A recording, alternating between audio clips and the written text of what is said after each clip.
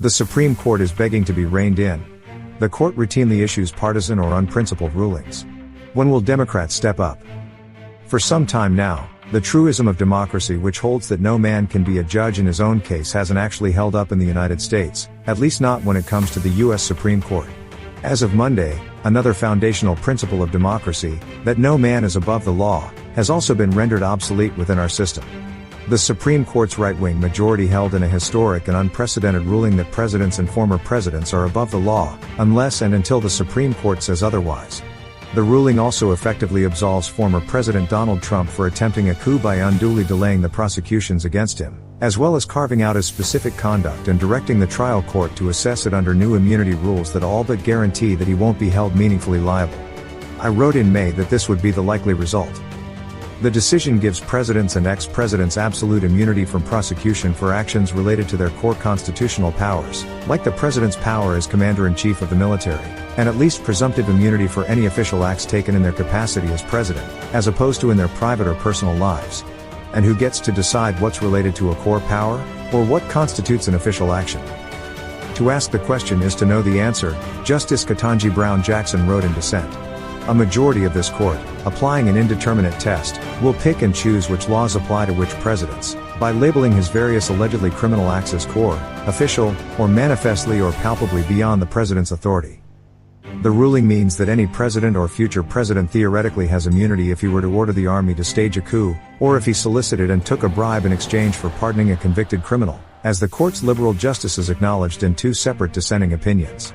But it also means that, as a practical matter, the 9 justices are now the only officials in our democracy that can hold a president meaningfully accountable for committing actual crimes in office. No block of citizens, no prosecutor, no judge, no attorney general, no elected representative, senator, or even a whole body of Congress can do that, unless the Supreme Court ultimately approves, or unless our Constitution is amended. Congress still retains its impeachment powers, of course, but that full process has never played out in our history. And, impeaching Trump is a non-starter in today's heatedly partisan environment, as we saw in Trump's 2 acquittals after articles of impeachment were levied against him in 2019 and 2021. To put it differently, the justices have the power to decide whether, when and how the president or a former president, or members of Congress for that matter, can be prosecuted or disciplined for ethics violations or for breaking the law. Separately, the justices have the power to strike down laws passed by Congress, regulations enacted by the executive branch agencies, and executive orders enacted by the president. They enhanced that power as it relates to executive agencies in the past week. But Congress and the president have virtually no say, again, as a practical matter, over the justices' conduct and rulings, unless the Constitution is amended. On Saturday, I wrote that the story of the court's 2024 term has been power, and how the court has undertaken a project of reshaping and reducing the scope of the other branch's sovereign powers, while also accruing more and more power for itself. That notion was the central theme in Justice Brown Jackson's separate dissenting opinion. Here's a sampling from that dissent.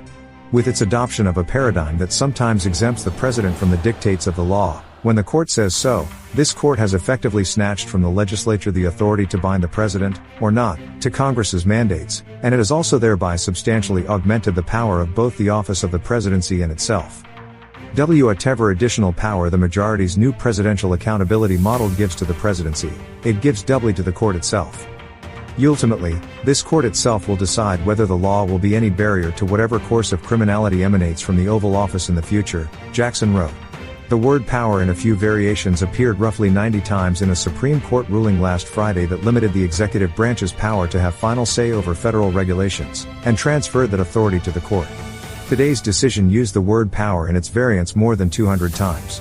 Indeed, it's an unavoidable through line in the court's 2024 term, which has demonstrated just how much power the justices have over national policy. In just the past couple weeks, the court has revoked the Chevron doctrine, which mandated judicial deference to the executive and federal agencies' determinations about regulatory law. It has limited those agencies' ability to use in-house judges, and it functionally eliminated the statute of limitations on all challenges for agency regulations. In all these cases, that discretion, and power, was transferred to the federal courts, and ultimately to the justices. Moreover, the term has also demonstrated how lacking our system is in terms of safeguards that can prevent or correct the Supreme Court when it oversteps its authority or engages in unjustified exercises of power. That points us squarely back to questions of Supreme Court reform.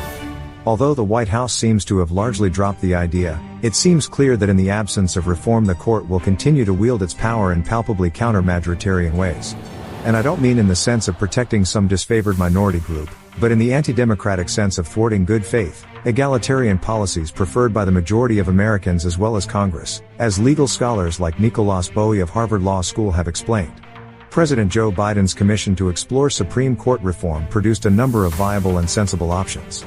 Congress could curtail or end judicial review, the power the court aggregated to itself to exclusively interpret the Constitution. Under this standard, a court majority can strike down a federal law even if the president, over 500 members of Congress, and 4 of their own colleagues disagree, like in the Shelby County ruling which restricted Congress from protecting voters from discriminatory state laws. Even more modest proposals could further democratize the court and judiciary, like prohibiting them from declining to apply laws passed by Congress unless they have at least a supermajority vote, or implementing sortition, random assignment and rotation into the process of appointing or assigning judges to the Supreme Court. At this point, when a 6-member majority is literally declaring a former president who appointed 3 of them to be functionally above the law, against all prevailing opinion, scholarship, analysis and experience, the case for court reform couldn't be clearer.